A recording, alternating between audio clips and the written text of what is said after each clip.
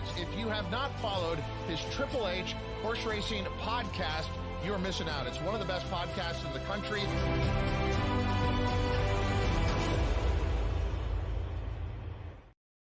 Good evening and welcome to episode 369 of Picks and Ponies right here on the HHH Racing Podcast. Wait a minute, but it's Wednesday night. What's going on? Yeah, we did a little switcheroo, ladies and gentlemen, with Bet and Boozin', because Bet and Boozin' is on tomorrow night, Thursday night, for a monster segment where they're going to be covering Pacific Classic Day Del Mar. We are here tonight to talk about 6 stake races, 3 at Saratoga, right there on my shirt, and 3 at Kentucky Downs, the rolling hills and valleys, the uphills, the downhills of Kentucky Downs in Franklin, Kentucky, as they open their meet this week as well. Please make sure you hit that subscribe button on the bottom right-hand side of the screen. Hit the notification bell on the top right so that you'll know when new content will rise, and smash, boop, boop, smash that like button below the video player. Of course, you can listen to us on Apple Podcasts, Spotify, and Anchor. Power Picks tip sheets are last chance this weekend. You can get Saratoga only Power Picks for this weekend, and you get a special bonus edition. You get 4 for the price of 3, because we're going to give you Monday, Labor Day Power Picks as well if you subscribe to the Saratoga only Power Picks tip sheet. And of course, Del Mar only Power Picks tip sheet also available for their monster weekend. And you'll also get Monday as well for the price of 3 for Del Mar as well. And you can find out more about that on our website, hhhracingpodcast.com. All right, let's bring on our fantastic co-hosts here, because we got a lot to cover with 6 graded stakes. First, from the Saratoga Special and the Commonwealth of Massachusetts, Mr. Paul Halloran. From the East Coast of Maryland, Pete Visco. And wait a minute, what's going on here? From New Jersey, Patrick Hunzel stepping up to the big show tonight. Patrick, what are you doing here? You know, the young guys, well, I'm a young guy, but they do call me Gramps on that show. So I guess that's why I got reverted back to stay on Wednesday night with you guys. No, yeah, I had an obligation tomorrow night. So figured, you know what? I want to handicap a little bit. Saw what you guys were covering. Figured, why not? So I asked you, and you allowed me to do this. I thought you were going to give me the big X. Next time you come on, you got to shave the head, though, if you want to fit in with this crew. It's too much hair for us. We don't like all that hair.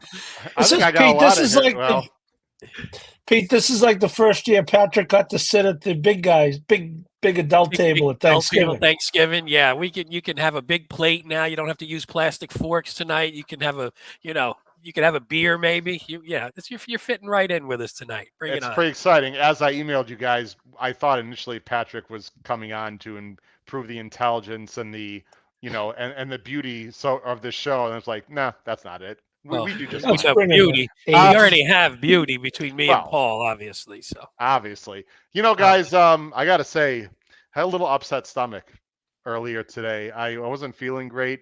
I wasn't sure if it was something I ate at lunch or the ridiculous beat in the last race today at Saratoga with a horse that I have a small piece of, Splashy, who lost by that much. Sorry for all you that had Splash out there and it's single at a pick 4 or pick 5 or something. But Pat, there's a big carryover. I think 86,000. I think tomorrow, guys. At Saratoga. I think so. Yeah. Yeah. So it's gonna be very exciting. They're gonna start not start the week, but start a long weekend going into Monday. By the way, closing weekend with a $86,000 carryover Thursday at Saratoga. All right, guys, we got a lot to talk about. 3 grade stakes at Saratoga, 3 graded stakes at Kentucky Downs. Changing the format, we're not covering a pick 5 tonight because of the, I thought it would be better for our audience. They'd be more interested in looking at all the grade stakes at Saratoga and Kentucky Downs than our awesome Bet and Boozin' guys minus Patrick, but plus a special guest tomorrow night. You'll have to check that out. Someone who's never been on our show before joining Bet and Boozin' for tomorrow night. People can check that out for Del Mar. Real quick, guys, whip around into the chat. Let's see who's here. Katie is here, of course. Katie's ready for both tracks, Toga and Kentucky Downs. Singh is here. giving the young guys the limelight. Good job. Oh, of course. Look, these guys deserve it. I'm not doing them a special treat tomorrow night, Singh or Patrick tonight. These guys are excellent handicappers and have been proving themselves to be fantastic. So, but I appreciate that. Singh, who else? Ralph Conti, Paul Halloran, your new buddy, and his wife. Is it Ann? Do I remember that correctly? I think. Yes, we shared a beverage in the Jim Dandy. God, it seems like years ago, but it was a week ago today, actually. Very shortly after I arrived in Saratoga. It was great to spend a little time with Ralph and his wife, and yeah, it was terrific.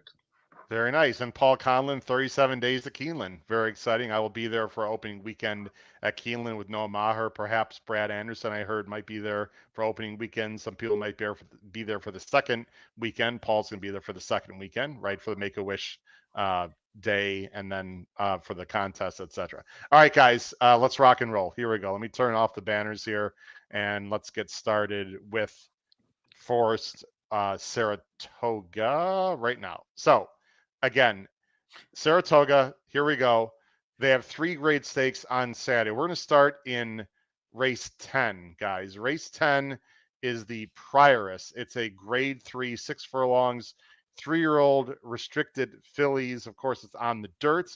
This is a field of 9 with a big morning line favorite, number 7, Too Sharp, who might be exactly that on Saturday. We will see a very interesting second choice, I thought, is a New York bred, Engelhart and Davis with number 3, Tricky Temper, and then Bright Work, who was all the rage last time until unfortunately she flipped in the paddock. Hopefully she'll mind her manners on Saturday for John Ortiz and Louis Saez is the third choice. Let me go ahead and bring up the picks for us right now as I scroll down and see who we've all got here. There we go. I'm going 7-2-9. Pete's going 9-7-3. Paul's going 9-7-3 also. And Patrick is going 7-9-3. Guys, there was a lot of weight last week for on domestic product who actually came through for us. And then there's a lot of weight on Sierra Leone, who, of course, finished a predictable close third. Hopefully the extra weight on some horses, guys, for Saturday will not hurt them. Pete, let's go to you first, along with Paul. You guys are both going to go with Bright Work. Of course, we assume she's going to be fine. Pre-race, ultra talented Pete, facing a very good horse, though, and Too Sharp. Breaking from the outside, you got to like that.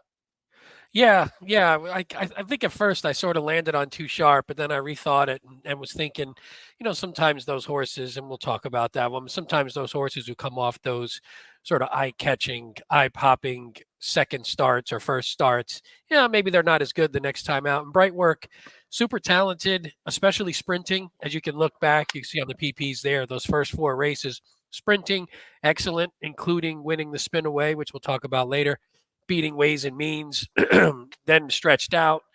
Wasn't as successful, but now getting back to what she does. Obviously, the only question is the layoff. But, they were putting her in the test right off the jump, so that showed a lot of confidence.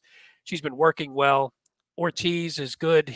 I got him, very small sample size, but 5 out of 9 wins, 6 out of 9 first after 240 to 300 day layoff in dirt sprints. So he can get his horse ready. He's a monster at Saratoga, 8 for 15 wins, 10 for 15 at the money overall.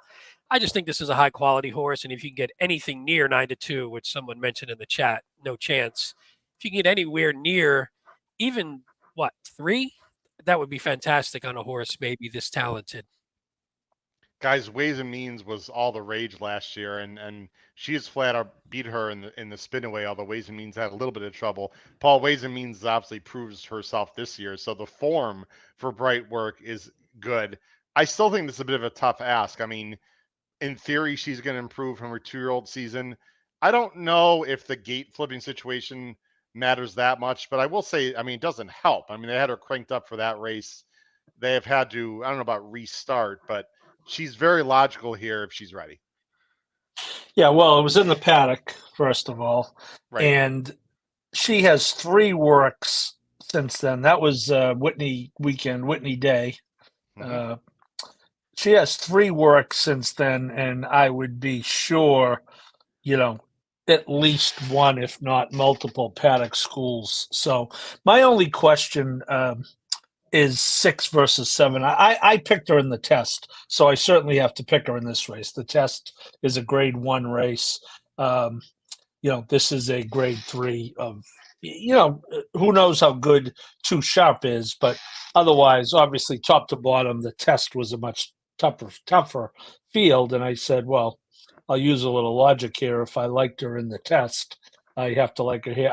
I'm not, 6 and 7 furlongs is a difference. And the far outside at 7 is better than the far outside at 6. Having said all that, to Pete's point, this horse ran off the screen last time, Too Sharp.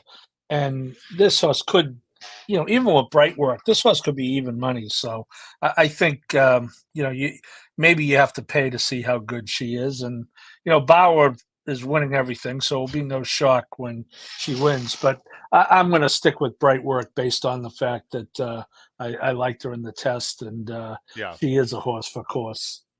Patrick, horizontally, I have to use Too Sharp, our top choice is an A. But vertically, if this horse is even money, I would want no part of her on a win end. She cost $9.25. This is our top choice, Too Sharp, the number 7. She was absolutely awesome last time with the 98 buyer, but she got an easy lead, unencumbered, Patrick. It's hard for me to believe in this kind of race that she's just going to walk on the lead. But maybe she doesn't need to walk on the lead. Maybe she's just that damn talented, Patrick. Yeah, and that's what I think she is. That last race was obviously just ultra impressive. The field she faced that day, we really don't know how strong that was. But Junior, who was on the horse, just barely even asked of her, in the stretch, and just broke off and won in open This legs. is a workout. I mean, look at this, Patrick. It's silly. Yeah. And, just like I said, was in hand the entire way there. And the Bauer barn has just been unbelievable, like Paul said. So I was thinking about bright work, but I just, the way Too Sharp won to break her maiden, I couldn't hop off. I've got her also, Patrick, but I do want to caution everyone, and this is where I would agree with Pete and Paul's pick. This was a bad field, Patrick, that she beat. I mean, there's really no two ways to say it. You can see the buyers on the screen. She really beat nobody, and that sounds sorry, connections. She didn't beat a high quality field, and like I said, Pete and Paul, that would be a good reason to go with Brightwork because she's tested and proven. Guys, I got a horse I just want to mention quick, and we're going to move on because, we got a lot of races to talk about here. I don't quite, let's say that last race was a bit of an aberration for Too Sharp, and maybe she's not quite that good, and maybe Bright Work isn't quite ready. There's 2 horses on the inside I think need to be discussed at least. The number 3, Tricky Temper, who I personally don't like. Paul, I don't know if you have a feel for this New York bred, who's won 2 in a row, but ran on August 2nd, then ran on August 16th, now comes back another 2 weeks later. Obviously, she's feeling good, but that was against state breds. I'm a little bit, I know a bunch of you guys have her 3rd, and if we want to talk about her, we can. I'm just a little bit negative to her based on the fact she's coming back quickly again, and these are New York breds. I thought Autumn Evening was actually quite interesting, guys. This is a horse that's previously trained by Dutro. It's a private trainer switch to a guy named Todd Pletcher. This horse is bred very well. She's working very well. She faced Emery last time, and I know a bunch of you guys liked Emery. I think last time Emery ran, Emery's a serious horse. And she ran okay with her. I know she got tired, but that was a very, very fast pace. She's second off the layoff with Carmouche and a new trainer. And I don't think distance is an issue. I think Autumn Evening is a bit interesting. I have her 3rd. I wouldn't be surprised if she does even better than that. Either one of you guys want to touch on the 2 or the 3? A bunch of you guys have the 3 and 3rd. Well, I have the 3, Howard, but I would say that Mystic Lake came back out of that last race and won the Charlestown Oaks very impressively last Friday night. So that helps the case. And one other thing I would say, back and won also, actually, now that I noticed. So that was an off the. She won an off the turf 3. She was heavy favored, but that was a 5-horse field. The Too Sharp beat, and 1 horse has come back and ran 12th in a maiden special, and Bayer went down by 18 points. I have no argument. Pete, any thoughts on the inside 2, the 2 or the 3, and then we'll move on? Yeah, I mean those were both my next 2. It was sort of a flip of the coin between the 2 or the 3. I think I went with the 3. I don't know, a little sharp, and I likes the course. Had those last couple wins at Saratoga, even though again it was state bred. Autumn Evening. I mean that horse could just be some pretty talented. That was a really good field, like you talked about. Pletcher, I had 1 for 14 first after a trainer switch in graded stakes dirt races. So again, pretty small sample size. It's still Todd Pletcher, but that was a little bit of a shock to me. Not a big sample size though, but again, when you're sort of nitpicking between a couple horses, one thing might tip you one way or the other. Patrick, as you know, if you watch our show, and I know you do, Pete's always there for the stat poo-poo. Well, yeah, and we greatly and Pete. Well, actually, that's a compliment. That's not a negative because now you got me thinking. Now you got me thinking.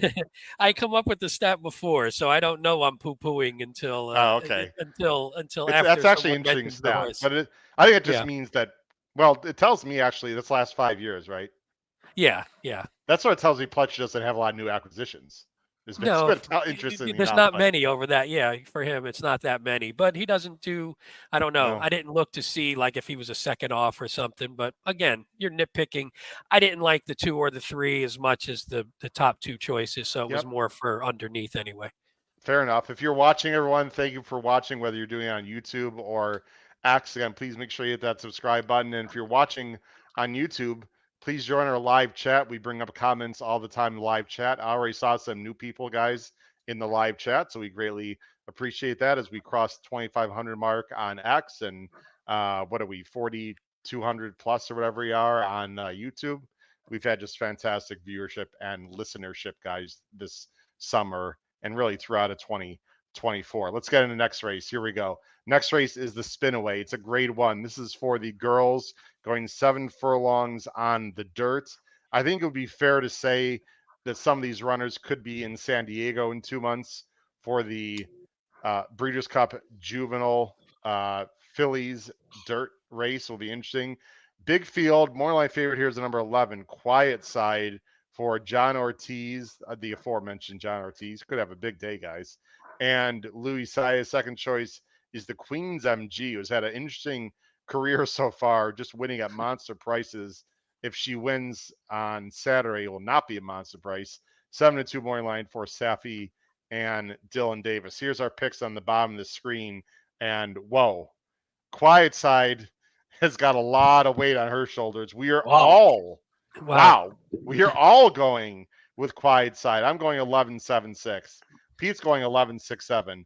Paul's also going 11-7-6, and Patrick is going 11-5-10. Interesting. Patrick's got some longer shots in there. Underneath. The Queen's MG can't get a sniff coming off a grade 3 win. That's amazing. Not in any Paul, of our top 8. It's not like she won by a neck. She won by 8 in a grade stakes. 9. Or 9, and we're all just saying F you. All right. Well, Paul, let's talk about it. Quiet Side are all of our choices. I handicapped before the morning lines came out. I was actually a little surprised she was favored. I'm not going to say I was disappointed because I think David Aragona has got it right. Wow, was she impressive first time out, Paul? This is a good race, Howard. There's, I think, a minimum of 4 horses who ran very, very, very well last time. I went back and watched the Ellis Park replay because I'm persistent. Pondering was very impressive, 4 to 5. Here's Quiet Side. Quiet Side ran really well in that race. I think if you watch this race, go ahead. She's kind of in between. Yeah, this is what I really liked, and I'll let you. And then she's got to back off a little bit, right? Exactly. Go ahead. Yeah. She's in between and backs off, and then comes around again. She's the 6th. Yeah, and I think a good move by Louis. You talk about it a lot, Howard, and I think it's especially prevalent with 2-year-olds. Being in between is not great anyway. And instead of forcing the issue there, Louis just kind of hit the pause button, got her kind of all by herself inside. And now he's got choices, right? Well, he really doesn't because the 3's on the reel. But, now he's going where he wants to be as opposed to before where he was stuck in between. And you'll just see she's very impressive down the stretch. She's going to switch leads, and she goes by pretty easily. So I thought that was a really productive first race. I think she has a right to really move forward off of that. And I do like the outside post at 7, as we talked about prior to the last race. Well, I mean, she moves off that, and this was a pretty good field, I think. Also, if she moves off that, wow. Patrick, let me get you to interject because you told me some information from a quote from John Ortiz, the trainer, earlier this week. I'm not sure when it was. Yeah, he. I saw it in an article on Naira. He was just talking about how they do see this horse ultimately going, 2 turns, and just to stretch out to 7 should be perfect for. And he expects from the outside post this just to be kind of one of those perfect trips. Paul, I'm going to ask a question I don't know the answer to, and I'm embarrassed to ask, but I'm going to ask anyway. Obviously, for the males, it's the Champagne. Is it the Frisette? It looks Yes. like the partner race, right?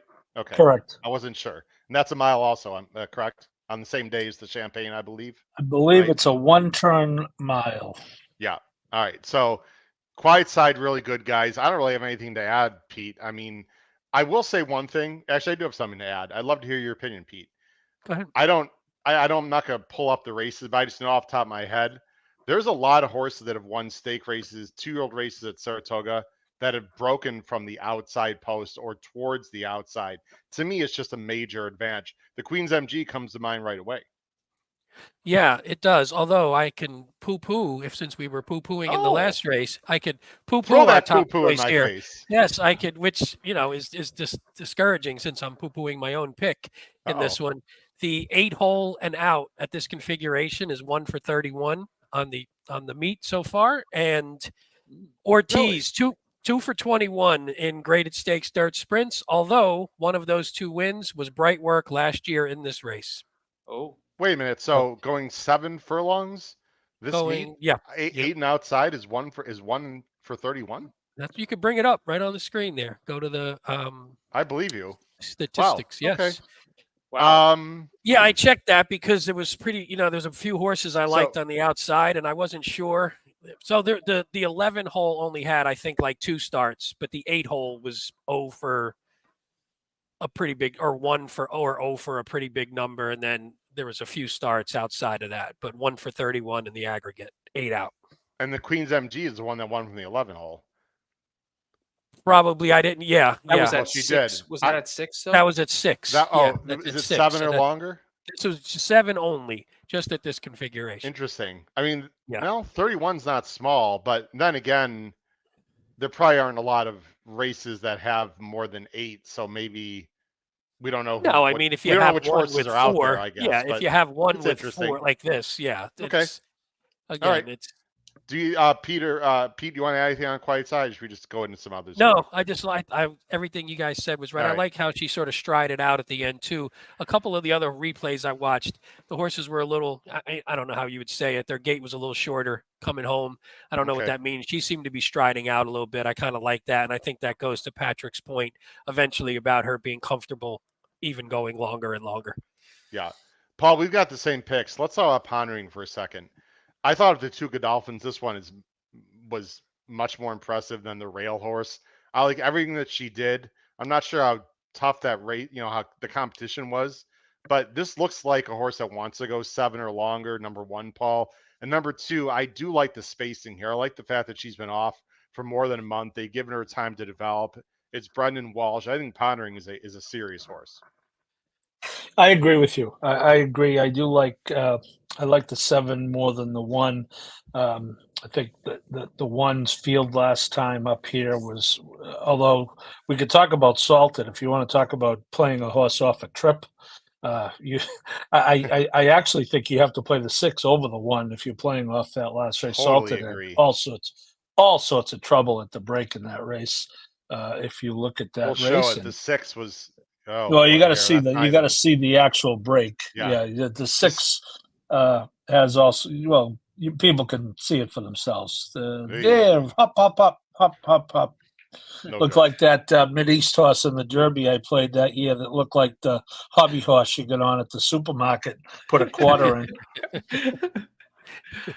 And here's Salty finishing up pretty well. Immersive is right here. Immersive is the one. I don't like the way they're finishing here, though, Paul, necessarily. That's why I don't love Salty. It just, I don't know. Visually, I don't think it's as impressive as some of the others in general. Well, I think Salted's is a major player in the race. Really? Okay. Certainly to be on the board. Yeah, because Yeah. that looks like a horse who's, tap it by a quality road mare. You want to talk Yes. about horses that are looking at more distance. Plus, Cassie's having a phenomenal meet. Yeah. So that especially with 2-year-olds. So I think, Salted is a either A or definitely B for me in this sequence. Yeah, I've got her third. I think she's interesting. Patrick, let's talk about the number 5. Now, Patrick must know my absolute love for the old zero buyer, guys. Although this is not really a zero buyer because she didn't run at all. She actually was pulled up right away, and I don't know if you guys saw the short comment. It says equine ambulance. So something happened. If you go back to her previous race, she fits. It's Kendrick, and you got a big price, Patrick. I guess my question is the 7 furlongs and the competition. But look, maybe she's going to be a big price, so I would never poo-poo anyone with this horse. Yeah, I thought when she broke her maiden, obviously that was impressive. That field actually, half the field came back to pretty much win and break their maiden next out. So listen, goes into the Schuylerville and then it kind of just sits on the rail. And if you watch the head on at the start, it was bizarre. I wasn't really sure what happened. So now, Cassie obviously puts a couple works in the horse, and actually worked on the turf there. And I think at a price, in a race like this, I felt, and you guys can kind of answer this for me. I felt that these 2-year-old stakes races, just especially up at Saratoga, some more times than not, bombs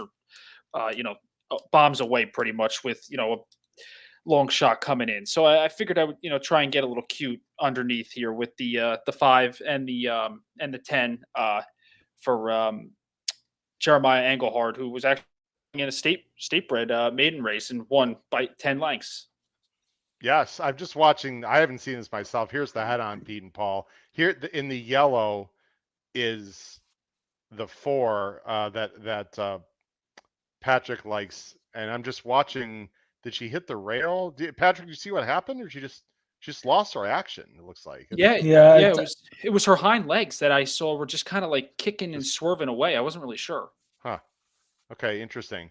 But Patrick, I'm assuming are you worried about the rail, Patrick? Because I don't think she'll be on the rail, or is that just some kind of weird? I mean, she's been working well. I'd be curious to see what the workout report looks like, Patrick, with this one. Yes, and I was gonna bring that up to you just because the works look pretty good. I would love to see what the comments are on her. Yep. Because I have a feeling that'll affect her odds. And Bellicose was scratched, Patrick, out of the race. Was it Sunday? Sunday. New York bred stakes race, the Seeking the Ante. Oh, I got a headache. That's another tough, brutal beat. Eric Cancel high fives Irad as he gets beat by nose in a stake race for $200,000. Yeah, that was a good call by you. That 9 horse, right? But I don't quite. Resolute Racing. That wasn't that wasn't the race that this horse got scratched out of. Was the first race, the 4-1 easy. Oh, that was the male race I was thinking about. Correct. Bad. Yeah. Okay. Anyway, Bellicose for Resolute, Patrick. Resolute and Mr. Chris Mara, owner of the Giants. Oh, well, now I know why you like this horse. Sorry. Fun race, guys. I think it's be very trip dependent. Would you agree with that, Pete? I mean, a lot of things can happen here. Obviously, some horses are probably more talented than others, but the trip, the break, etc. But they are going 7, so that to me that's a bit of a separator from a talent perspective. And the Queen's MG, Pete. Why don't we like the Queen's MG? No love. Oh, I don't know. I didn't shoot. I always tell you guys, I had 7 A's when I went through the first time. So I was on everybody. So I thought everybody had a shot. These are just tough races because it's almost like the Queen's MG, even though she's only run 4 times, it's almost like, we already know what she is. And we don't, because that's a stupid way to think about it. But I think you look at some of the other ones and they're coming off 1 or 2 starts, and you're like, maybe there's a bigger move forward there. The Queen's MG just looked fantastic. There's not a lot to dislike, in all honesty. She sat off pretty hot paces, though, got really nice trips, but again, good horses work out nice trips. You have to pick top 3, and this one just got squeezed out, but it wasn't like a super negative against her. I just think a couple of the other ones have a little bit more talent potentially. Paul, I just think she's slow. I hope she takes a ton of money because I just think she's beaten nobody. I mean, look, hell, I'd love to own a horse that's won $250K in her 2-year-old season at odds of 45 to 1 and 44 to 1. That being said, Paul, I just don't think she has the upside as others, and she's just flat out slow right now on paper. I don't see it. I'm going to barely use her at all. And if she beats me, then I'm just going to lose. I don't see it. Well, she's beaten me 3 times. Three times at Saratoga. Once in the Belmont weekend, and then twice. I hate playing horses that are 50 to 1 and then they're 5 to 2. So, to quote my uncle, she stuffed me in a locker last time. Did not advance on the number, but that race was really put away at the top of the stretch. And I'll tell you one thing: bet against Dylan Davis at your own peril this week. 30. I mean, it's funny. I was up there for 4 days, and I walked back to the jockeys' room interviewing them 2 of the 4 days. Just the summer of Dylan Davis is what I've called it in one of my recaps. But yeah, I'm waiting for this. I'm not sure about the odds, Howard. It's kind of hard to believe the horse goes off 5 to 2, wins by 9, and now is going to be 7 to 2. And that turf work was like 3-4 works ago, by the way. Mm-hmm. Just okay. FYI, right? Okay. Yeah. Am I right? Am I right about that? I think it was so. There were 3 dirt works since. So okay. Anyway. Ed Burke likes the one a little bit. The Queen's MG can beat me again. I hit the trifecta. That's all. She'll have to beat me too. Singh said John Suhr wants to run in the big races. They just acquired a horse named Goliath, who's one of the best turf horses in Europe, by the way, as well. So that's exciting. I think Goliath's going to Asia. I was told by a particular source, someone that works with Resolute. So I don't know. We got some intel, guys. Just looking at the chat. All right, I think we just covered. Man, the chat's very. Oh, look who's here, Jim Pillars. What's up, Jim? How you he had buddy? a funny comment too back from that one. If you want to bring that one up. Hope. The poo poo. Yeah. Jim's okay guy. I don't know. He's the best. We don't poo-poo Jim. We never above poo-poo average Jim. Jim Pillars. All right, guys. I'll tell you what's not above average. This field, the Flower Bowl, Grade 2, $500,000, mile and 3/8. This is the last race we're covering for Saratoga tonight. But of course, don't go anywhere because we've got Kentucky Downs coming up in their big fields. Guys, the field of 9, Moorline Favorite is a really popular, likable horse. The number 1, Warlike Goddess for Modern Alvarado. She's 7 years old now, guys. She is not the high weight, by the way. I just noticed at 120, which is a little bit crazy to me, but okay. McCulloch is the high weight. It probably won't matter. We're only talking 2 pounds, 4 pounds, etc., unless people believe in that weight situation. Let's go to the banner here on the screen. I mean, we think Warlike Goddess is going to be most people's top choice, right? No. 2 of us have Warlike Goddess, and the other 2 of us have Eternal Hope, the Appleby. I'm going 4-7-1. Pete's going 1-4-7. Paul's going 1-4-6. Patrick's going 4-1-7. Patrick, you're going to be up first, sir. Let's talk about the number 4, Eternal Hope. It's my choice also. This is Appleby. By the way, guys, I noticed 2 for Clement, 1 for Appleby, 2 for Chad. So not too many different trainers in a 9-horse field. Eternal Hope, 5-1, Patrick. First of all, I sort of like that morning line, number 1. Number 2, I think she's got a shot because as we look at the time form, and we should look at the time form for the other races, guys, you don't see this too often, Patrick. It's not coded blue or it's not coded like nothing. It's actually coded no speed. There is 0 early speed in this race, but they do have our horse up front. I'm sure you and I'd be very happy if Eternal Hope walks the dog in the Flower Bowl. Yeah, I'd be shocked though if one of the Klarovich are not up on the front there too. Maybe Okay. the 8 Idea Generation, but yeah, no. Listen, Eternal Hope. She comes out of that August 1st, the Glen Falls. Just didn't really do much running, kind of just weak and late. But that was obviously off a long layoff. Coming back from October of 2023. And I think if she takes another step forward in here, I don't see why not. I mean, I look at her competition. McCulloch's obviously thriving with going the 3 turns. But like I said, I think with the way she's been working and how everything sets up here, if she can get to the front end, I don't see why Manny Franco can't get confident with her, and her take another step forward. I completely agree with you, Patrick. Here's the replay. We're going to show the stretch run. Eternal Hope's the 5. Parnak, who's in this race for West Point Thoroughbreds, is the 4. McCulloch, who wins, is the 7. We're not going to show the whole race, Patrick, but Eternal Hope was battling here. Well, it wasn't battling, but it is up close to what was deemed a fast pace. Meanwhile, the other two have come from pretty far back. Let me fast forward a little bit here.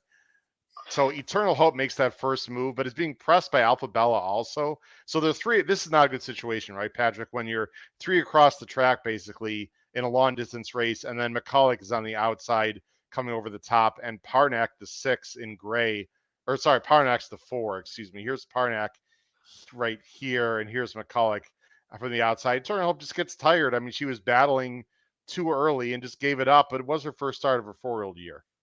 Yes, exactly right. And I think for all she had to do in this spot, to fight on like that, I think this kind of sets up for this race. So I'm hoping, we can get that price on her.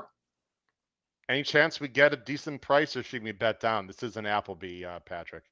Yeah, I mean, well, you're probably right. Horse probably will get bet down, but I'm hopeful. I'd like to hear what you guys think about the pace and a couple connections having 2 horses in this race. Just because I kind of feel like there's a couple in here that can just try and go to the lead and walk the dog, as they like to say. Well, Paul, let's talk about that. Chad's got 2. McCulloch, who I think is a major player here and has finally learned how to rate and go by, as we just saw. And actually, Paul, you don't have her anywhere. But Idea Generation, oh boy, here we go. Does not have a graded stakes and has early speed. Why does that bring some other horses to mind? I mean, on paper, this horse can't win, but you got to figure she's going to be up close, if at the very least, to help set it up for the other Chad and Klarovich, right? Like, why else would she be in the race?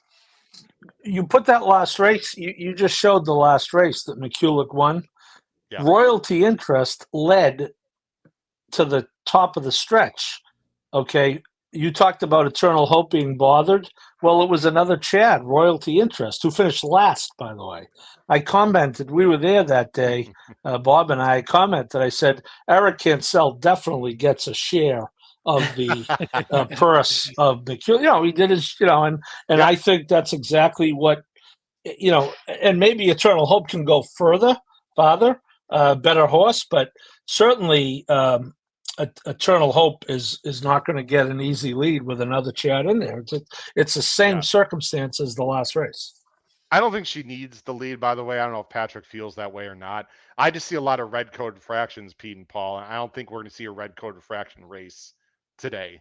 But I don't think she has to have the lead. Patrick, can Eternal Hope win, like, rating just off, in your opinion? Yes, I do think, 100%. And the one thing I will say, just doing a little, reading a couple articles, Chad did say on the NYRA website regarding Idea Generation, he said, that first start didn't go to plan. Hopefully she'll be more forward in this race, in quotes. Well, she's going to be more forward. Hopefully she'll be more. Oh boy, I love. With Giroux, by Paul. The way. Paul, don't you love trainer speak? Go ahead. Sorry. Oh, and I'm just coming off 4 days of it. So, all right, Warlike Goddess, Pete and Paul. Very logical. This is a must use. I'm going to try to beat her, but I could be very. I mean, she's obviously could win this race, Paul. She's. There's nothing to say. She's really good. I think that field last time was great, and I don't think and she got a perfect trip. But look, she can win with Junior, obviously. Well, I think, Pete, and I'll be interested to hear what you say. I think two things. One, she would prefer a mile. Remember, Mott ran this horse against the boys in the Breeders' Cup Turf last year because he wanted to get a 1.5 miles. And wasn't the filly and mare turf shorter than it usually was because of Santa Anita, if I'm not mistaken? But in any event, he wants, so, I mean, this is almost a 1.5 miles. The other thing is, if you look at the two, especially going back 4 down, but even the last race, I think you're going to be a tad more in touch with the field with Junior, Pete, than maybe you would with Rosario. And that's not a criticism of Rosario. I'm just saying, just the nature of the two of them. Yeah, it was funny because obviously in the Breeders' Cup, she was way too far back. I mean, I don't know if she was winning that race against those monsters anyway, but she was way too far back. Well, she wasn't. She wasn't beating Augusta Redan, Pete, unless she had a jet, unless she was on a plane. No. But then 2 back, the same thing, and then last time it was a short field. So I'm hoping. I think if you like Warlike Goddess, again, what has her trouble been? Sometimes there's a little bit too much to do, and Rosario would get the blame for that a lot back in the day. So we'll see what Junior does. But yeah, this was an easy pick for me. I thought obviously she can win, but like you said, even from a buyer standpoint, which not like it's the end of the world, but she's still 7. Is she going to just sort of stay in that range where now someone who's on the up and up can maybe get her? Probably. And if somebody gets the jump on her, they can beat her, obviously. So to me, this isn't like a single by any stretch. And you don't like singling in a high quality race unless it's just an overlay horse who lays over the field. It's hard to single a horse that is going to be coming from the back. So to me, she's the most likeliest winner talent wise, but trip wise could obviously get herself into trouble like she's done in the past. And there's some quality horses that she's going to have to run down, the 2 that we talked about. Guys, I just feel horizontally this is a horse that must be an A, but I would never in a million years put a win bet on her like 6-5. I just, she's a little bit hard to trust in a weird way, even though she's the horse to beat, right? Patrick's one of those weird situations. We're trying to beat her, but I mean, she clearly is the horse to beat, right? Oh, for sure. Yeah. I mean, I was also betting her in the Breeders' Cup Turf at 9:01, trying to beat Augusta Redan. So going against her in this spot would kind of be going against everything. Yeah, I liked Augusta Redan a little bit. I think I told the whole world I like that horse. One of the things I was right about that weekend. I was certainly wrong about others, but Augusta Redan, who by the way is not going to the Breeders' Cup this year, guys. The plan is to go to Asia, and I should also say City of Troy is practically confirmed to go to the Classic, which is just going to be, things work out, which is going to be really exciting. And I can't wait to see her. That's the one horse, guys, in person I'm more excited to see than any in San Diego. I don't know you guys. Well, I can tell you, Howard, you want to get a good angle to take a picture of City of Troy at Del Mar? Oh boy, here we go. Sure, go down to the winner's circle after the Classic. Wow, Paul Howard. He'll be walking behind the winner. City of Troy is going to. What's the date, Patrick? Will you make note of this date? City of Troy is going to win the Breeders' Cup Classic. Wow. I don't think that's going to be surprising, right? He's going to be the August 28th. August 28th, Patrick. 8:45 Eastern. Wow. Okay. Hey, by the way, I'm going to put you on the spot, Paul. I don't know if this can happen. I'll speak on behalf of the entire podcast, and I would need your help. We would love to have Aiden on again before the Breeders' Cup if that's humanly possible. Oh, so yeah, we'll certainly work on it. I mean, knock on wood, I got to say, he's been he's been unbelievably responsive. I reached out to him at Saratoga during that turf fiasco and, to find out if his horses were going to stay. And texted him, and he called me 5 minutes later. So I always get a kick out of it, Howard, when I maybe reach out to someone of a lesser connection. And although I will say the horse guys are the best, but if anyone ever dares pull the "I'm too busy," I'd say, excuse me, Aiden. But we should do that. We should definitely, maybe the week before they ship. That'd be great. Oh, Eric I, another new name. Hey fellas, what's up, Eric? Thanks for joining the show. Is that Is that a Vegas tower? Or what? I'm trying to look at the. I can't really tell what picture that is Is there that the Eiffel Tower? in his It icon. looks I don't like the think it's- Eiffel. Is it the Eiffel Tower? All right. What's up, Eric? Yeah, if you'd like to have Aiden O'Brien live on this show, or even as a taped episode, please put it in the chat. This is just to get some cheap plugs there on the chat. Who would not want to see Aiden O'Brien again? We had him last year. I mean, we He are was truly great. honored. That was It's really great. an Yeah, he honor, was to be great. very honest. Wow. Okay. Hey, there you go, Patrick. Uh-oh. Patrick's geez. gonna. Patrick doesn't like Marco Uh-oh. anymore. Patrick doesn't like Marco anymore. Go Jets. Oof. They're like the All talk right. of the town right now. It's unbelievable. Yeah, they are. We will be. If you mean the whole podcast, Stephanie, most of us will be there. I will be there. I know confirmed. Everyone on this screen, Pete, I'm not sure about yet. I don't think so, Pete. From what I heard, Pete will not be there. Everyone on this screen, all the bet and boozing guys, as far as I know, Matt Miller, basically the whole crew, our Stephanie, except for Pete, will be at the Breeders' Cup this year. So very excited about that. Yes, TC Markham. I would like to have Aiden O'Brien, please. All caps, 3 exclamation points, PR director. That means very strong words, right? Paul? Okay. All right. Yeah, well, we'll try to make it happen. As they say, we've try, been guys. lucky Yeah, so we'll try. far, so we'll. Hey, Pete, before you move, Pete. I know you and I talk about company lines a lot. That's one of the things. Even though I can see the one having a tough trip, as far as closing into a slow pace. You look at the 2 races that she's lost, and you see Didier and Auguste Rodin, and you're like, Yeah. either one of those would be heavily favored. I think so. Just a little bit.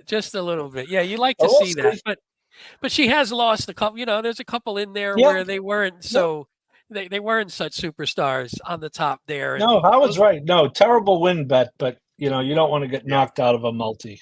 No, I'm not All losing a pick 3 or pick 5 because I don't put her on a ticket. That would be dumb. Okay, let's get into Kentucky Downs. Now, Kentucky Downs, really interesting track, very cool. It's become a lot more popular over the years by the bettors because the purses are huge. They've been huge. They're even bigger this year. The handle is incredible. I had the pleasure of being there with Noah Maher last year for the first time, courtesy of FanDuel, which was really a cool experience, guys. There are definitely some hills. It's definitely uphill and downhill. There's a few bends. They say the finish is a little bit uphill. I was at the finish line. It very marginally uphill, if any. I mean, Ascot's definitely more uphill than Kentucky Downs is uphill. There is a weird little bend, like, I don't know, half a furlong before the wire. I mean, but it's a minor bend. It's definitely a unique track for sure. Guys, I got a question for you because I really deep dived for the show tonight. There were 23 races on the first Saturday and Sunday last year at Kentucky Downs. Of those 23, how many were wire jobs? How many went 1. wire to wire winners of those 23? I would say What would you 0. guys say? I'll say 0. 1. Patrick? 3. Patrick's actually closest. There were 4. However, we got a little. Here comes the camera situation again. All right, it'll work itself out. There were 4, but there were a lot of horses that came from pretty far back, guys. And then when Noah and I were there the following weekend, which is going to be next weekend, guys, there was a ton of wire-to-wire jobs. It was a complete super highway. It was the most speed-favoring surface I think I've seen in literally 30 years of betting. Like, literally. It was like Charlestown. It was like completely crazy. And the reason is they're unusual, guys, at Kentucky Downs.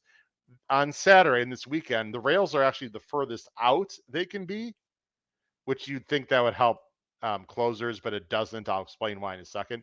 And then next weekend, they actually move the rails in. And because they move the rails in, it's very fresh on the inner paths. And that's why the speed seems to play well.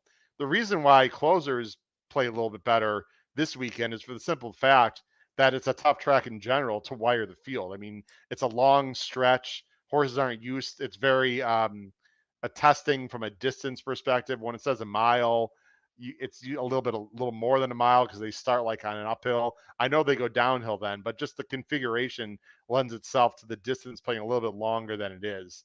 At least that's my logic, along with the fact that even though the rails are out, guys, it's such a wide, expansive track that there's plenty of room in the outer paths. So I'm not saying bet all closers this weekend, everyone. I'm just giving one perspective. I personally favor closers this weekend. Next weekend, guys, speed. I'm definitely going to play more speed. TC Markham, closers, paradise for sure.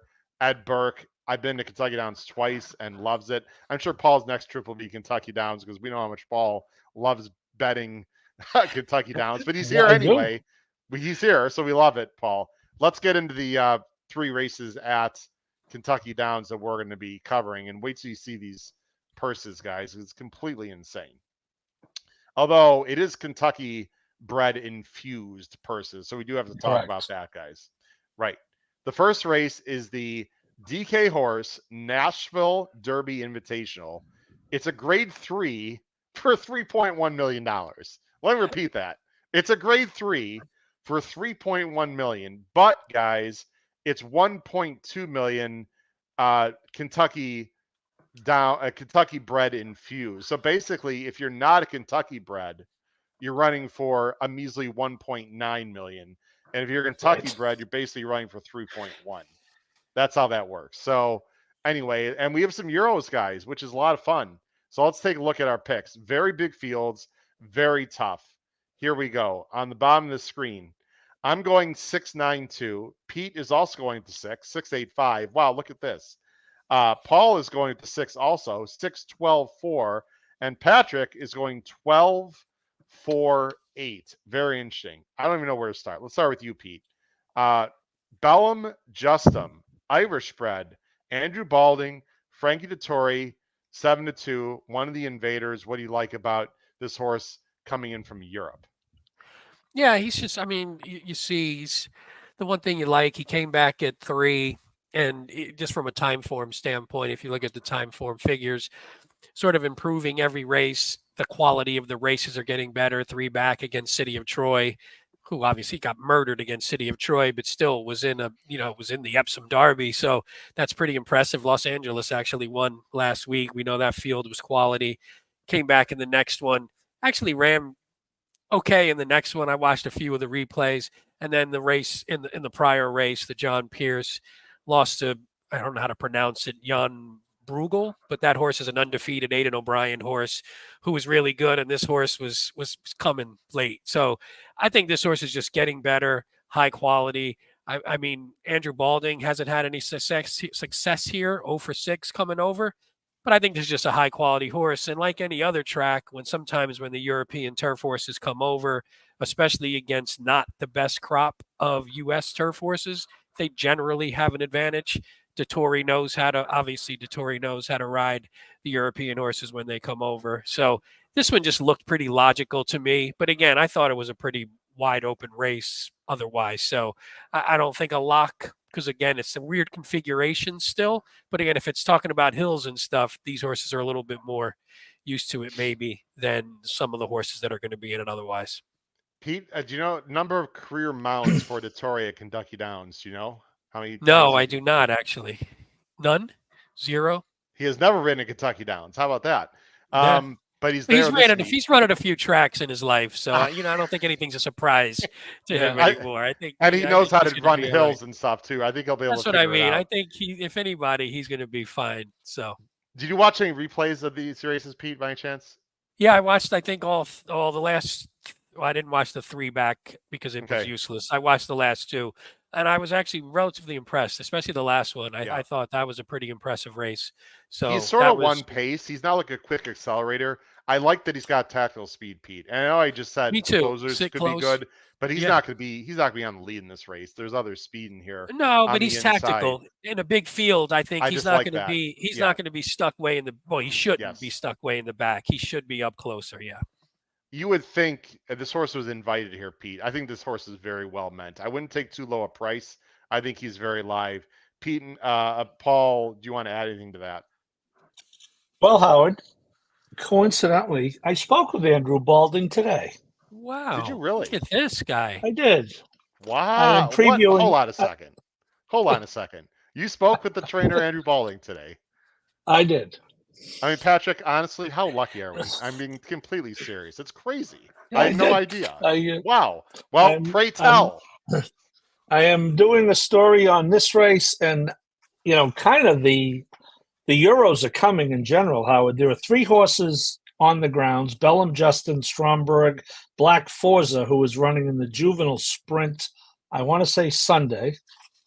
Then there is another shipment coming September 1st, Kadim Ancient Rome, who won here last year, and someone else. Then there's a shipment coming on September 8th for the end of the meet, Bessie Abbott, who will be ridden by Dettori, Lush Lips, who's Aiden's son, Donica's horse, Lady Mary, Siege of Troy, Familiar Dreams, and Aiden may have 3 horses arrive this Thursday, including Greenfinch, who was running in the Saratoga Oaks, and that's the race that got canceled, and 2 other horses. So anyway, the Euros are coming. The Euros are coming.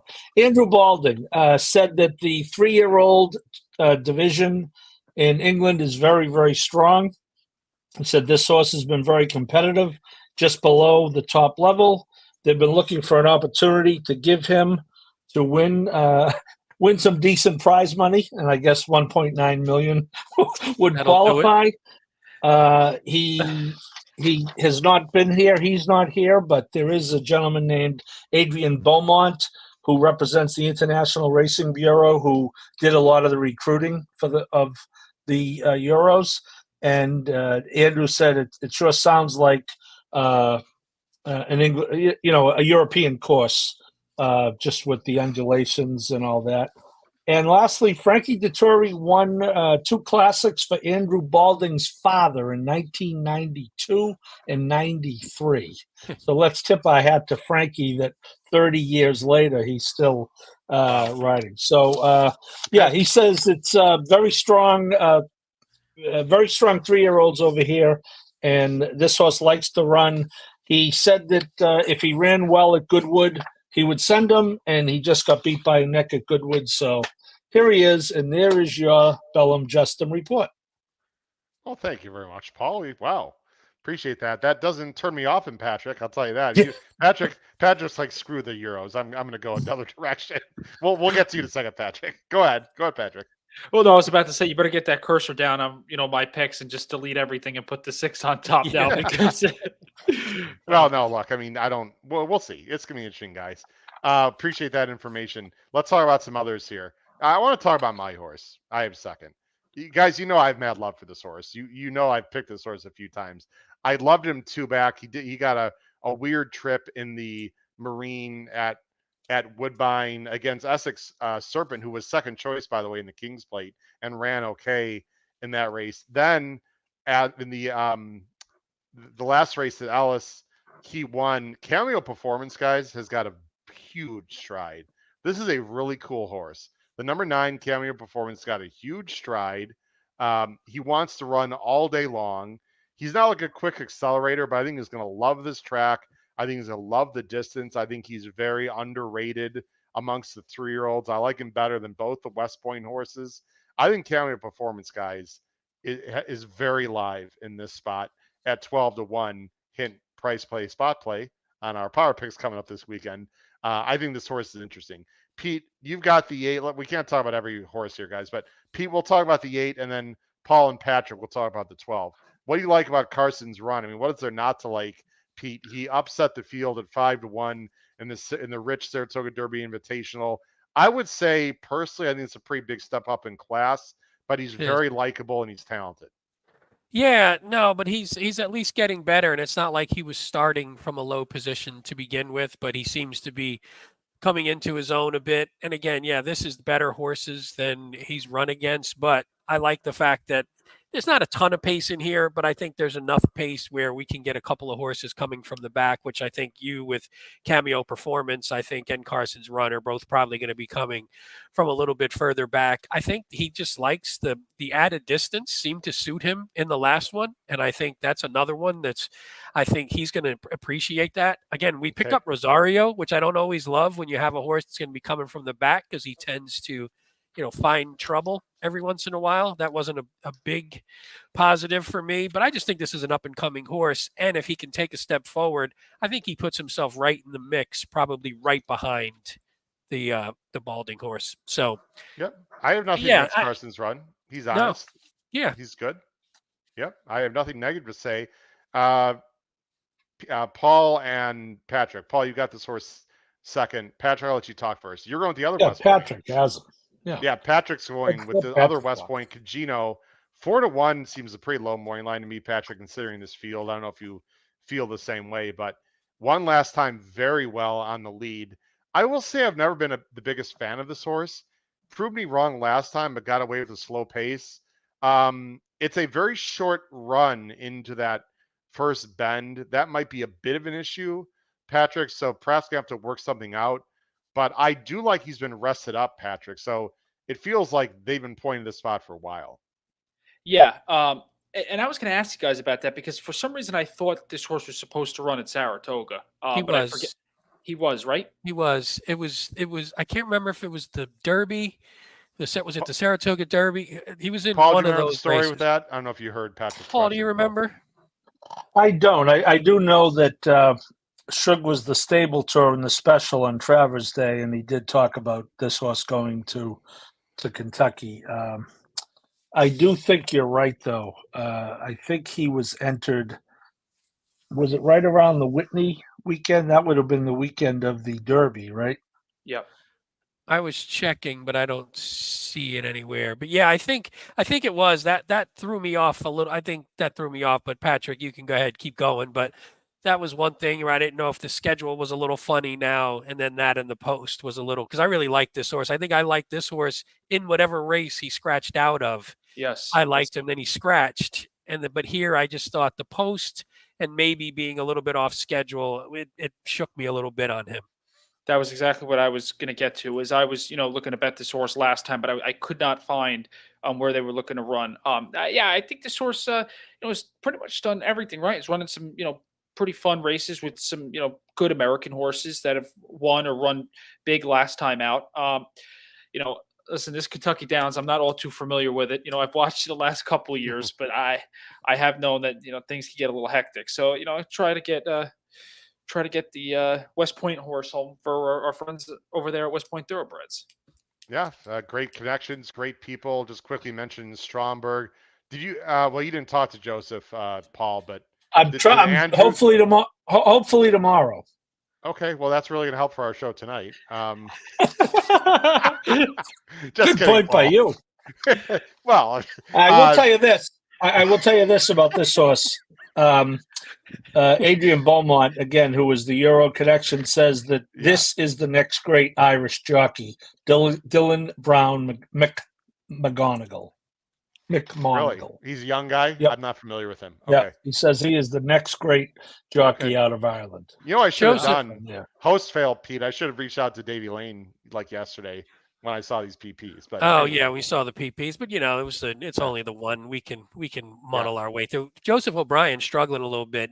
Over past 3 years, I had him 0 for 13, only 2 for 13 in the money and graded stakes races over here in the last 3. So, his horses just haven't been. I don't know if it's the horses themselves; they've just been struggling when they come over. So that was another thing that sort of turned me against a horse that you figure might take money just because of his name and the European contingents always generally take some money. I do want to just shout out White Palomino. I like that horse. I think if he can shake loose a little bit, I think for Chad Brown, I think that horse is just a tough customer and he gets on the lead and he's hard to go by. So somebody's going to have to work to go by him. And I think if they let him go a little bit, or even if he could sit even like second, third, I think he could be someone who might have the lead in the stretch, and we could see if he can hold off some of the closers. Okay, interesting. Yeah, a lot of horses. I found the Cagino race, Howard. Yes, sir. He was entered in the Saratoga Derby, the race that ended up being canceled. However, he was scratched that morning. That was the race that had Legend of Time and Diego Velasquez and Carson's run. I don't know if that had anything to do with it, but he was 3-1 morning line. He was actually the second choice. He was a lower morning line than Legend of Time, second choice to Diego Velasquez.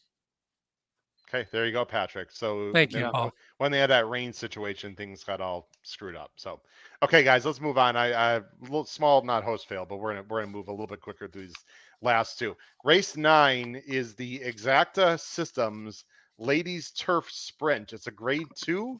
This is a $1.5 million purse. Really 900,000 if you are not a Kentucky bred, but hell, that's pretty good also. This is wow. I mean, this is an absolute war. It's a field of 12. The morning line favorite from the rail. The number 1, Ruby Nell, very talented California horse for Mandela and Maldonado. Let's see where we're going to go here, guys. And I thought a very tricky race on the bottom of the screen. Yeah, this is the first time that everyone is seeing this on the show. Wow. A lot of Kelsey Danner love. With Dance Macabre, I'm picking her 11-5-1. Pete's going 4-8-11. Paul is also going Dance Macabre 11-8-1. And my boy Patrick's also going with Dance Macabre. He is going 11-2-4. Pete, you're going to throw some poo-poo at everyone. You're going with a horse that won last time for Clement and Rosario. By the way, West Point horse, 4-1 morning line. Don't look back at all. Is that should be written by Paco Lopez, actually. Oh no, I'm sorry. Yeah. Joel Rosario, my bad. Yeah. Yeah, I like when Rosario is the one looking back. That means he's on the lead, and you could trust his ride a little bit more. But this is just one of those horses that just came back at 4 and was just better. And you like when that happens. So was a pretty good horse. I mean, this horse, you look 11 out of 13 in the top 2, never does anything really wrong. Oh, what is it? What is that number? 10 out of 10 in the top 2 in the past 2 years. Just a really quality horse. But then even from a figure perspective, lifetime buyer top and last, lifetime time form top, just seems to be getting better. Did have Irad in those last 3 for the 3 wins, which I wouldn't have minded having here a little bit. But this horse is tactical enough to be close, but does have a pretty nice late kick. Again, not necessarily rolling by horses, but I just really like the toughness. I like the closing kick. I like the tactical ability. And I just think this is one that could work out just the perfect trip. And even in that last one, you can go ahead because I think the horse was blocked a little bit early. Did you show it from being blocked a little bit? And I then did. I'll go. through? I Yeah. wanted to stop it there, Pete, because the number 5 is Dance Macabre. I didn't want to interrupt you, but No, I just want to mention please the go Dance ahead. Macabre is the 5. There's others in this race. Go ahead. I'll let it run through now. She's in the West Point there in the yellow. Get a really Yeah, good so trip. you could Really see good right trip. there sort of was right about there, sort of moving around a little bit, can't really get a straight shot, then finally gets the clear run here and goes by, and you see the horse diving. There's a horse diving to the rail. I mean, this horse is coming from everywhere. This is a pretty interesting race. But yeah, that's Dance Macabre on the rail, right? Getting second. Yep. So Yep. they both ran really well. Yeah, they both ran really well. But I just think this horse could be just one that just came back really good and is in really good form and seems to be getting better. And when that happens, I mean, you keep riding it and you're not getting, at least in this one, if you can get 4-1 or even a little bit higher, if somebody else takes money for whatever reason, you might be just getting this horse at a bargain because for whatever reason, this is a tough field and the odds are pretty even out. Quick question. We'll talk about Dance Macabre, or all you guys. I know, Patrick, you said you're not too familiar with Kentucky Downs in general. Pete and Paul, how much does experience over this track matter to you when you handicap these races? I bring it up because Don't Look Back at All has not raced at Kentucky Downs. Meanwhile, Dance Macabre and others have. Any thoughts, Peter, Paul, on how much that matters? Good, Pete. It matters to me. I always look for it. There wasn't a ton of experience across these races that we looked at, but actually my second horse had the nice win last year in the Music City, as you can see. Secret Beat Money. Dance Yep. Macabre. Yep, actually beat Dance Macabre, which you guys can talk about. But I thought this horse looked really good in that race and has Gaffleone, who obviously was the leading jock at Kentucky Downs last year and just does really well at this track. So I like it. I just didn't. There wasn't a ton of horses, but you'll talk about this one, who's another one that does have that experience. Patrick, I'm glad we don't have our good friend Kyle Roscoe on the show because he might not want to talk about Adam Beshizzle My Nizzle. That's his name for the jockey. I don't have an issue with him really. He's a veteran guy. Dance Macabre ran huge. We just saw the replay, Patrick. I just feel like Saturday could be her day. I don't think she's much worse than a lot of this field. I think she's going to sit a good trip. I think we're getting an okay price. She likes Kentucky Downs. I don't mind to steal your thunder, Patrick, but I just think I have a feeling she's going to run a big race Saturday. Obviously, you do as well. Yeah, As I does do. Paul. Yeah, and I do, and I always love Kyle's text with that when Adam, has those rides. Yeah, no, listen, I mean, this horse is what been in the money and pretty much in every start. I mean, this is Yeah. as consistent as they come. Um, I think she's got a race here that back in 2022 that was actually I rewatched that and that was a fun race to watch. Hmm. So yeah, I think she's got a big shot from the outside at 6 to 1. I'm not sure what odds we'll get on this horse and if she'll be bet a lot. Because I mean, I guess the connections with others in here could take more money, but I don't know. Yeah, I'm interested to see how she runs. I think she'll hit the board. Saying, looking at the history of this horse. Paul, Yeah. I think she might drift up, Paul. I mean, Ruby Nell on the rail, I think you can make the strong argument that she's the horse to beat in this race. And Ruby Nell is a little bit like more like Goddess to me from the Saratoga race that we just talked about, where she's probably the horse to beat, but I wouldn't want to take her at a low price. I mean, Ruby Nell's facing really nice horses. You don't have her in the mix, or you have her third, sorry, and I've got her third. I don't know if the cutback is going to work with Ruby Nell because when she runs big going long, it feels like she sits off slow paces. Paul sort of dictates, and I don't see that happening from a tricky rail spot. So I have mixed feelings about Ruby Nell. I know we're talking about Dance Macabre, but I think you have to talk about Ruby Nell, Paul, because in a weird way, I think the race goes through her or starts with her. Do you feel that way, Paul? Yeah, and you mentioned the configuration at the beginning, and from where they start these sprints, even going 6.5. I mean, it's a right hand turn. They go right before they go left. Yes, a little And bit, yeah. yes, And it's yeah. I mean, uphill it's too. not The a start is uphill, also. It's weird. right, It's just but weird. it definitely it bears right. Let's say. Yeah. So I think this is maybe a race where you may want to be a little more forward than coming from the back. And I think Ruby Nell has that. And I think Pete's horse Don't Look Back at All is that. Of course, our lady Dance Macabre.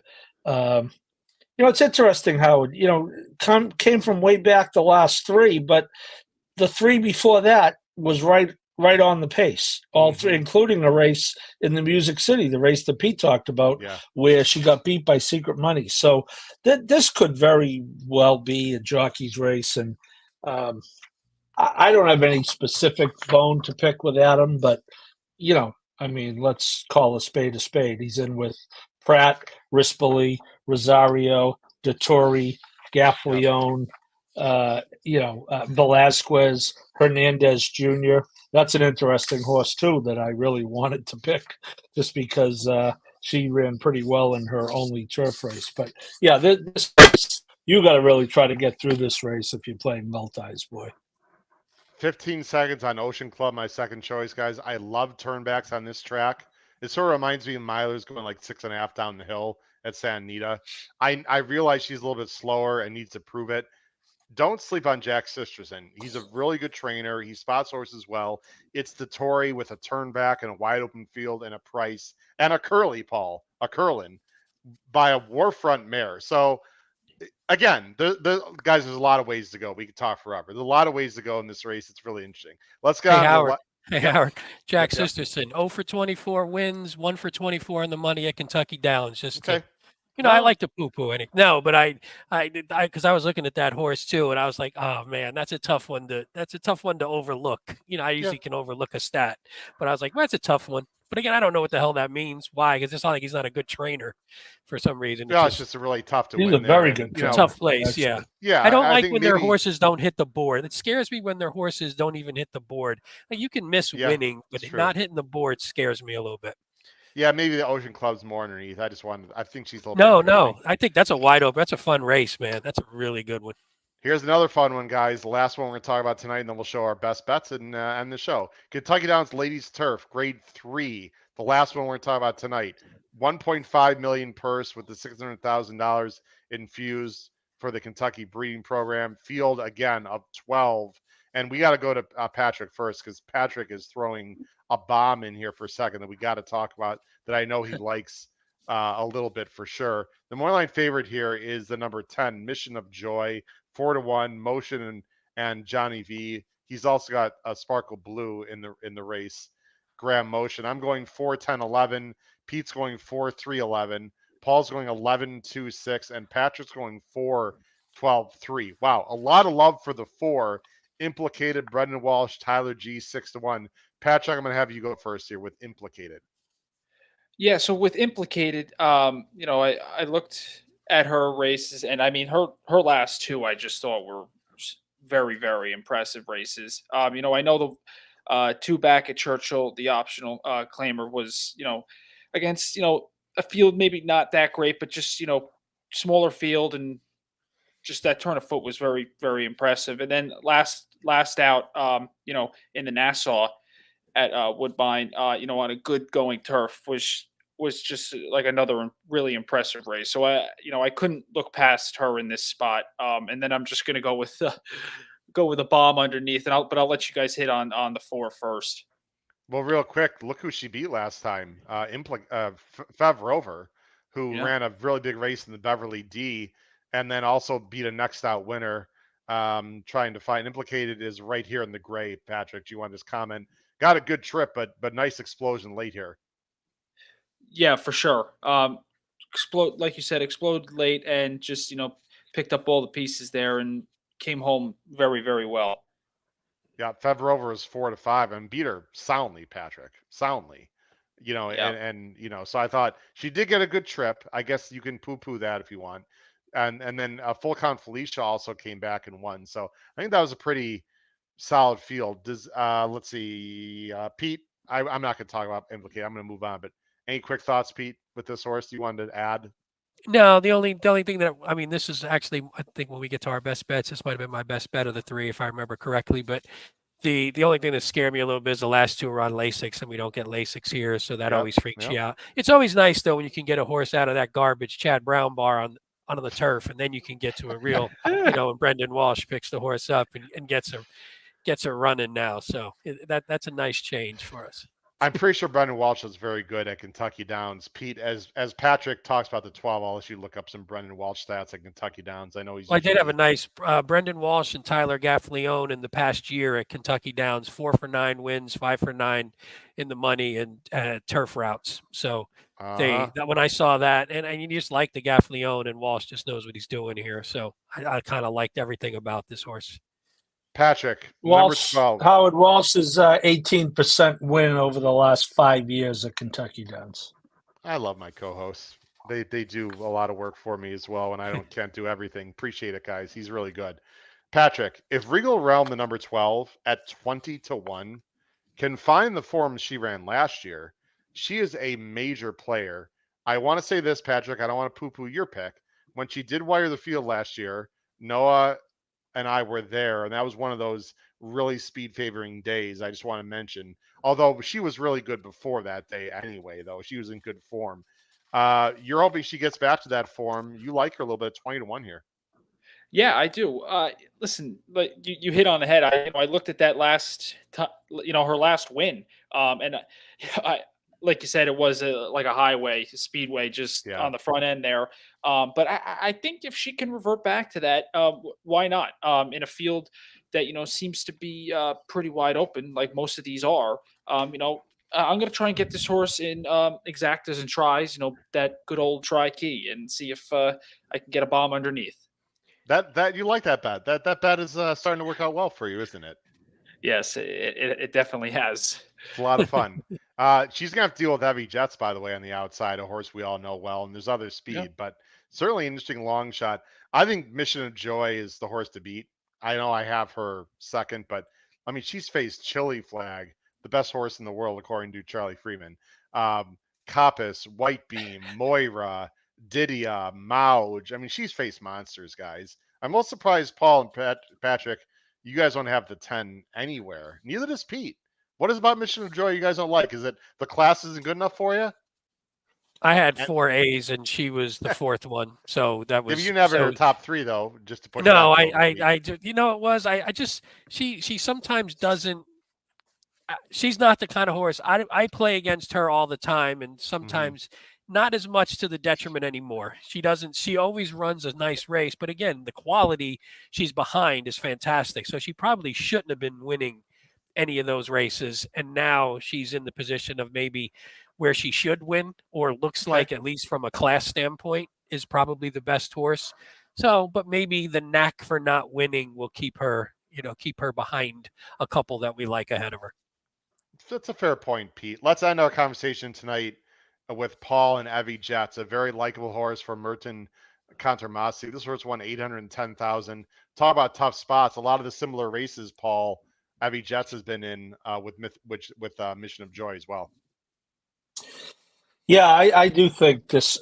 You talk about missing the wedding and being there for the funeral. I've missed this horse at 29-1 at Saratoga. I just didn't play her. I didn't miss her. I didn't like her, and I've been to the funeral multiple times. It's almost like she's a cat with 9 lives, and my goal is to get all 9 funerals. But anyway, I think, I don't know. I think the price is right. I think this is an honest horse. You're getting Pratt. My early PPs had Pratt, first initial R. So I went scrambling to figure out who the hell is R. Pratt. It's Flavian Pratt. So that was a DRF fail. I think this horse is coming off races with better horses. Chili Flag is not the best horse in the world, but pretty darn good. And it was in with the Chad Brown Invitational last time with White Bean, Jim Romantic, and another one with Moira running huge strong second. So, yeah, I'm going to take one more.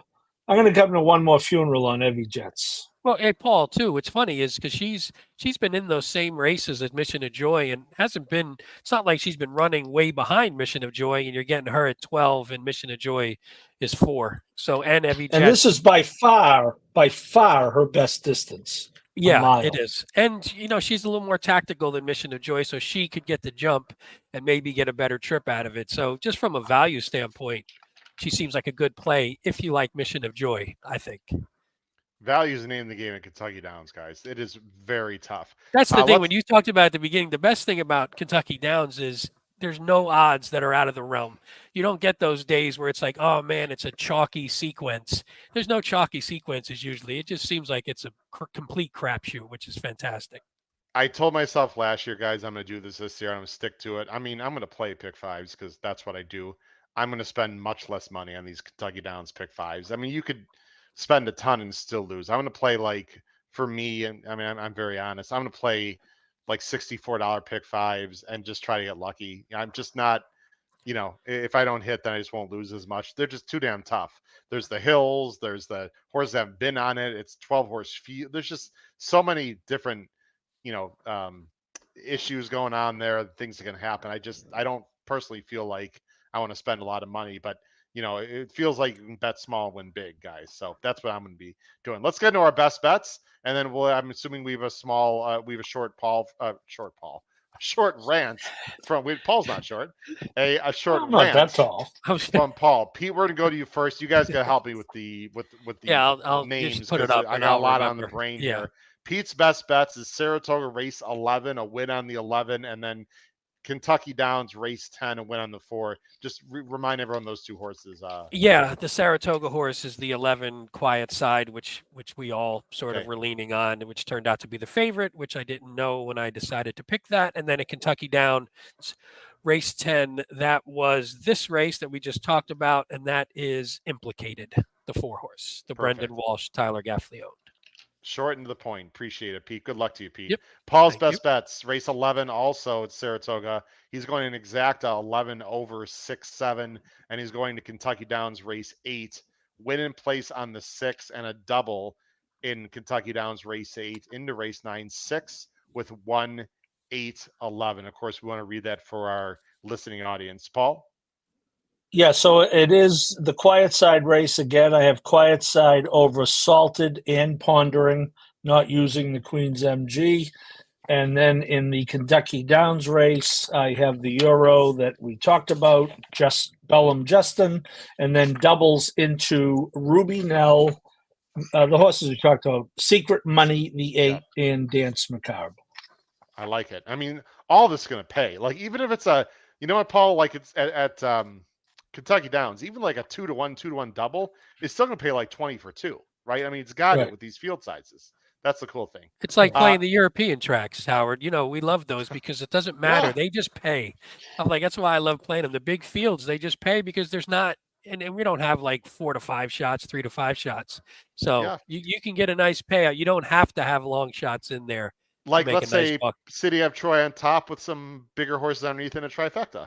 That was beautiful. Nice 48-1 shot in third. that? I was just screwing around and hit the City of Troy triple for like 200 and something Yeah, bucks it's for beautiful. with City of Troy, and I think the second choice or second or third choice it was ran crazy. second. But if you get a big enough field, Do you want to know how Patrick- sick I am, Howard? Quickly, you Well, I mentioned think we City all of Troy. know. I think we all Yeah, know, I but think- please remind Yeah, us but- again. yeah.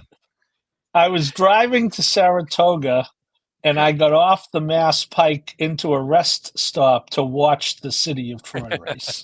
Oh, Beautiful. jeez. Wow. That is. Did you meet anyone in the rest stop? No. Okay. No, I didn't. Well, did I get out of the? Yeah, I think I went to the bathroom while I was there. But the primary reason to get off was to watch the City of Troy. So there, back to regularly scheduled programming. Where's my TMI sign? Yeah. All right.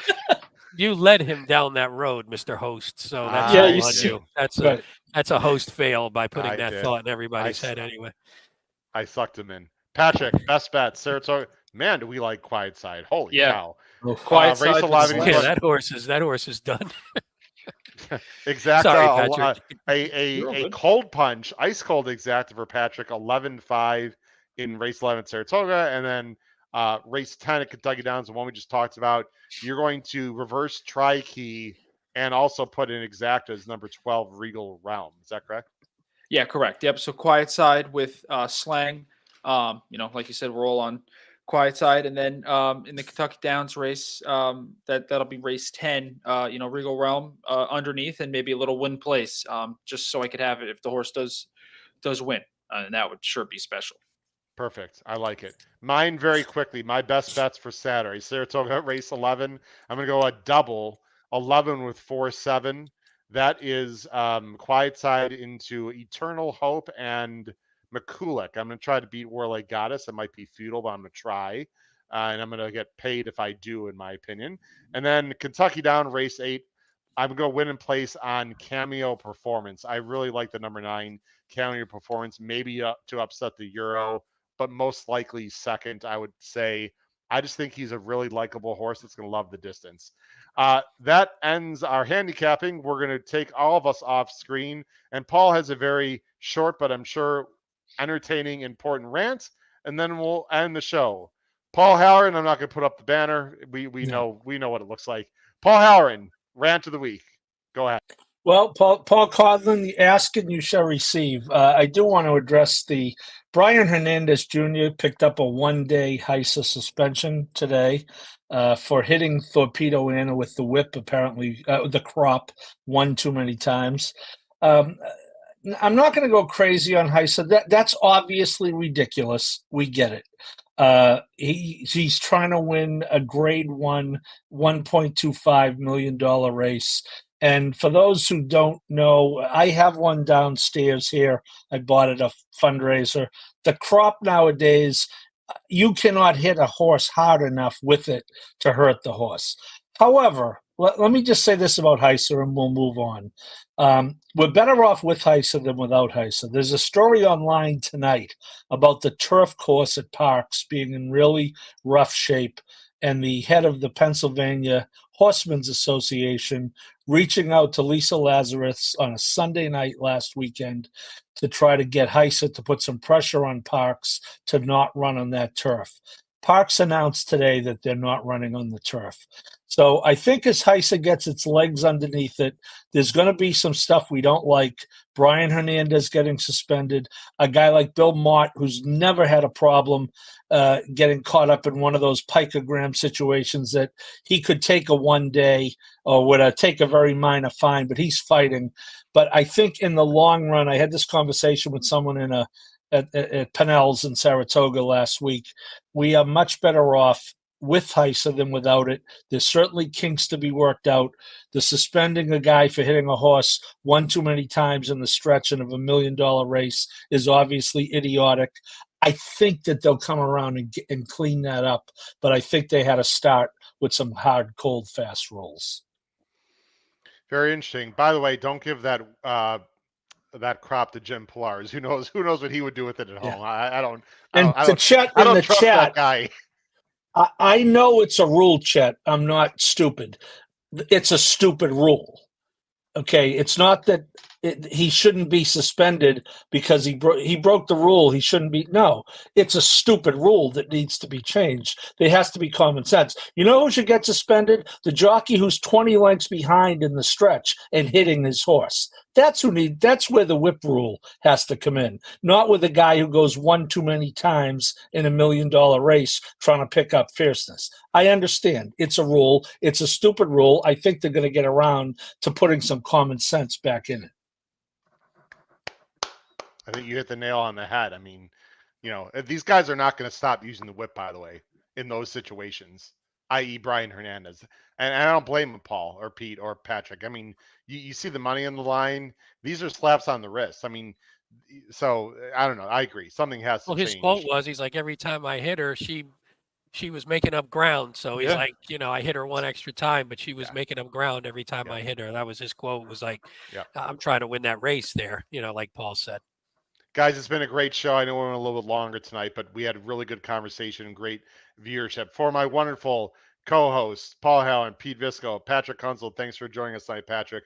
Appreciate you doing an awesome job, of course, and good luck with your future endeavors on back to Bet and Boozing, but you're always welcome here on Picks and Ponies. So we appreciate it. This has been your That was more for him leaving and going back, not being here. No, that was. Right. I thought it was like, get the hell out of here. We don't want you back. No, never. We were trying to get the balloons, Pete. I can't get the balloons. Yeah. It only does it when I don't want to do it. It does it whenever it feels like it. Go ahead. Sorry, Howard. Go ahead. Patrick, close us out. This group is completely off the rails tonight. I'm your host, Howard Kravitz. This has been episode 369 of Picks and Ponies. Please check out tomorrow night, Thursday night, Ben and Boozin', a huge show with a special guest as well, going through the Monster Day at Del Mar this Saturday for the Pacific Classic. And we may have a live show. Look on YouTube to see if we do a live show for the Pacific Classic as well. Crush your bets at Kentucky Downs and the Spa. Take care. Have a great night. Bye-bye.